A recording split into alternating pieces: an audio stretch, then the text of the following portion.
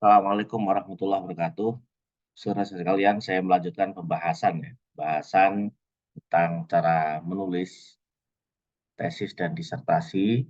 Nah, kalau sebelumnya sudah ada beberapa pembahasan terkait dengan tata cara penulisan, saya kesempatan kali ini juga melanjutkan.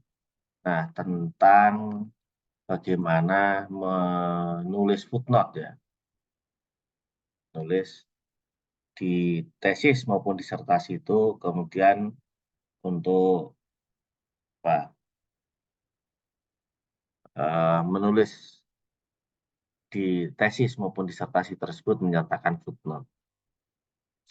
Nah, di Universitas ITB Jakarta ini, pasca, kalau teman-teman menulis nah, dan menggunakan catatan kaki atau footnote, bukan body note atau endnote ya. Ingat, footnote. Ya, kita menggunakan footnote. Nah, footnote ini pertama nomor catatan kaki ya, nomor catatan kaki dimulai dari angka 1 pada setiap bab. Maksudnya, kalau nanti teman-teman nulis, nah, kalau masih proposal, untuk proposal kualitatif, kan tidak ada istilah bab 1 dan seterusnya ya. Jadi kata bab 1 untuk di proposal kualitatif, itu dihilangkan, dihapus, jangan pakai bab 1 atau pendahuluan. Tapi kalau sudah menjadi bagian dari tesis maupun disertasi, ditulis ya, ditulis menjadi bab 1, bab 2 dan seterusnya. Nah, karena ada bab 1, bab 2, bab 3, bab 4 dan seterusnya, artinya ada ya bagian-bagian dari bab itu. Maka ketika menulis catatan kaki, ya menuangkan catatan kaki di sana, nomor catatan kaki atau footnote dimulai dari angka 1 pada setiap bab. Nah, karena dimulai dari angka 1 pada setiap bab, artinya kan mulai awal lagi kan. Kalau mulai awal lagi, ya, mulainya awal lagi. Nah, di tulisan kita ini, di pasca, ya, baik tesis maupun disertasi itu, kan nanti menulis ketika ada footnote yang berulang, nah, itu ada caranya sendiri, tapi tidak ditulis lengkap. Saya ingin menyampaikan, karena dimulai dari angka 1, maka setiap awal bab menulisnya lengkap semua. Ya, tata cara penulisannya seperti apa, kalau lengkap, nah, nanti kita bahas. Tapi saya ingin menyampaikan bahwa setiap awal bab, mulai angka 1 footnote-nya, dan lengkap semuanya ditulis. Tidak ada yang dihapus, ya, tidak ada yang diganti dengan yang lain-lain, lengkap. Penunjukan sumber dan atau halaman pada catatan kaki tidak diperbolehkan menggunakan singkatan IBIT, OBJIT, atau LOGJIT, ya. Ini jangan ya. Nanti kalau ada tesis atau disertasi di Universitas PTQ Jakarta atau proposalnya bahkan masih menggunakan IBIT, OBJIT, LOGJIT, nah itu berarti salah besar. Arah Monggola itu gitu. Ya salah itu. Ya enggak usah. Jangan pakai IBIT, OBJIT, LOGJIT dan seterusnya. Untuk catatan kaki, nama pengarang tidak berubah susunannya. Jadi misalnya namanya Ahmad Sunhaji, ya tetap Ahmad Sunhaji.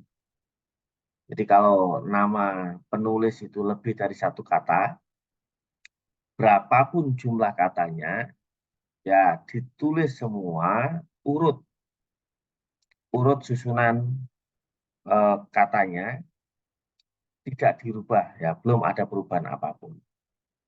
Hanya kalau ada titel ya profesor, doktor, haji, syekh, buya, itu ya, itu tidak ditulis, tidak ditulis.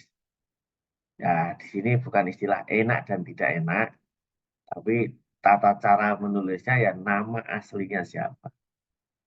Ya, kalau profesor doktor misalnya titelnya sederet gitu ya, untuk menulis tesis dan disertasi di Universitas Teknologi Jakarta ini, nah untuk menuangkan penulisnya, tulis nama aslinya siapa, nama yang tertuang di sana belum ada titel-titel itu, semua titel dibuang.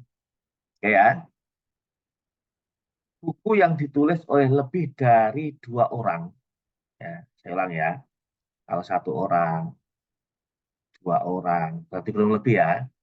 Buku yang ditulis oleh lebih dari 2 orang, maka hanya penulis pertama yang dicantumkan namanya di tulisan itu, lalu ditambahkan kata at titik all titik, tulisnya italik miring, at all itu singkatan at ali, atau saya juga GKK titik ya, dan kawan-kawan. Nah, karena tadi ada nama, ya nama kemudian at all, maka setelah nama ada tanda koma seperti ini. Ya, nah nih, didahului tanda koma dan ditulis dengan miring at all-nya. Nah, contoh Marah Rusli, namanya Marah Rusli yang nulis misalnya Marah Rusli, kemudian siapa Ahmad Ridho misalnya gitu ya, terus siapa Maimunah gitu, dan siapa pokoknya lebih dari 2 orang, maka yang ditulis hanya penulis pertama, koma, at titik, all titik, nah, koma dan seterusnya. Buku tulisannya apa? Tapi at all-nya ditulis italik. Buku yang ditulis oleh lembaga, corporate. Nah, nama lembaganya yang ditulis sebagai penanggung jawab atau sebagai penulis atau pengarang, maksudnya ada misalnya atau undang-undang lah ya. Undang-undang ini diterbitkan oleh misalnya Dewan Perwakilan Rakyat atau siapa Sekretariat Jenderal, saya Sekjen Kementerian apa gitu ya. Itu yang ditulis. Diletakkan seperti menulis pengarang caranya ya. Nah, ini contohnya, contoh-contoh catatan kaki. Ini diperhatikan ya. Nah, cara menulisnya masuk di huruf 1, 2, 3, 4, 5. Di huruf kelima ini angkanya. Terus langsung nama penulisnya. Tidak berubah apapun susunan nama penulisnya. Tetap Laila Ahmad, koma. Judul bukunya ditulis italik, miring. Nah, kalau misalnya ada judul besar gitu, kemudian ada judul kecil, judul besarnya tetap ditulis italik, kemudian ada 2 tanda petik, nah, menulis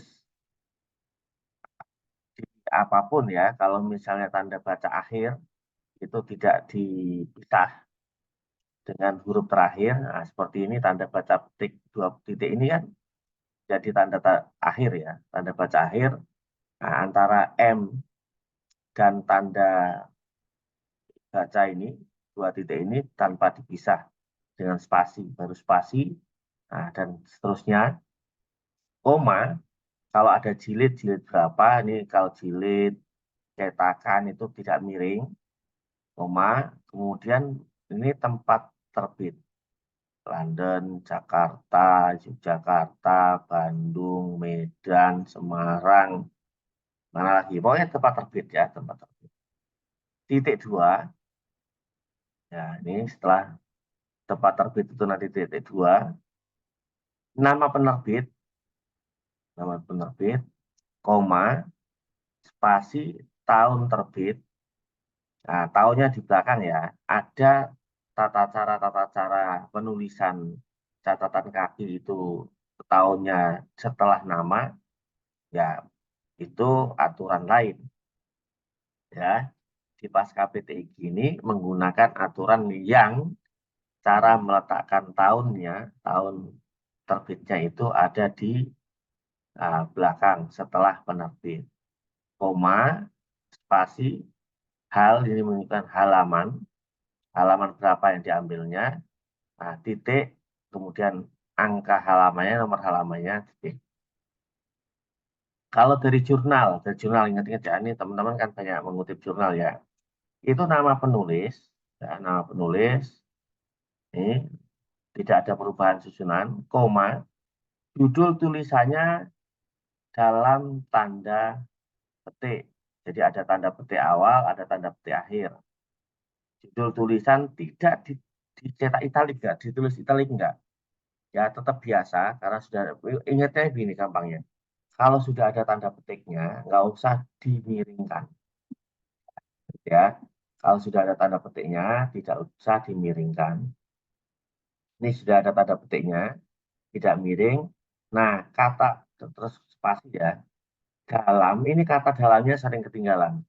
Dalam nama jurnalnya ini yang kemudian dicetak italik. Jurnal, Mumtaz, koma, volume, dan seterusnya diakhiri dengan halaman. Majalah sama, ya, nama penulis, koma, dalam terus judul tulisannya dalam tanda petik, dan seterusnya mirip dengan jurnal. Demikian pula, kalau teman-teman ngambil dari sumber internet, boleh nggak dari website? Boleh, ya itu dari website, tapi pastikan sumbernya ini website yang bisa dipercaya. Ya, paling tidak misalnya website lembaga resmi dari kampus.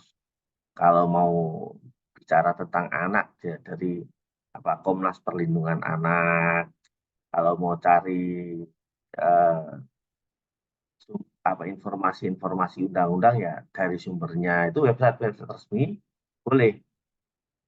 Cara meletakkan untuk footnote-nya tetap kalau tadi dari lembaga misalnya ya, nama lembaganya, koma, judulnya apa, tetap ada kata dalam ya, judulnya dalam tanda petik dan tidak dicetak miring, tetap sama. Kemudian spasi ada kata dalam, spasi baru alamat websitenya. Nah, kemudian titik diakses kapan? Aksesnya ini penting. Kenapa? Karena bisa jadi ketika Bapak Ibu dan teman-teman ngutip pada saat ini, nanti pada saat akses berikutnya ternyata sudah nggak ada. Ya nggak apa-apa, karena pada saat akses itu masih ada. Nah, ketika saat ada orang lain mengakses sudah nggak ada, itu bisa saja sudah terhapus. Makanya perlu dituangkan itu aksesnya tanggal kapan, ya saat kapan aksesnya.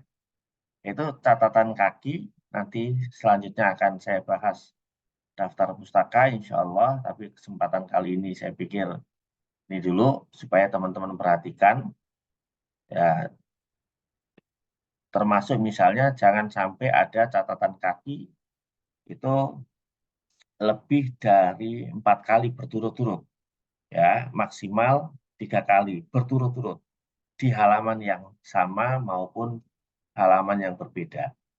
Jadi halaman 19 misalnya sudah menuliskan buku itu, penerbitnya sama, punya sama, ataupun penerbitnya berbeda, bukunya sama, juga anggap saja itu mirip juga. Biasanya kalau misalnya ada buku diterbitkan berkali-kali, itu ambil saja terbitan yang terakhir ya, itu lebih biasanya sudah ada beberapa perubahan, paling tidak, kalaupun tidak ada perubahan, sudah dibaca ulang sama penulisnya.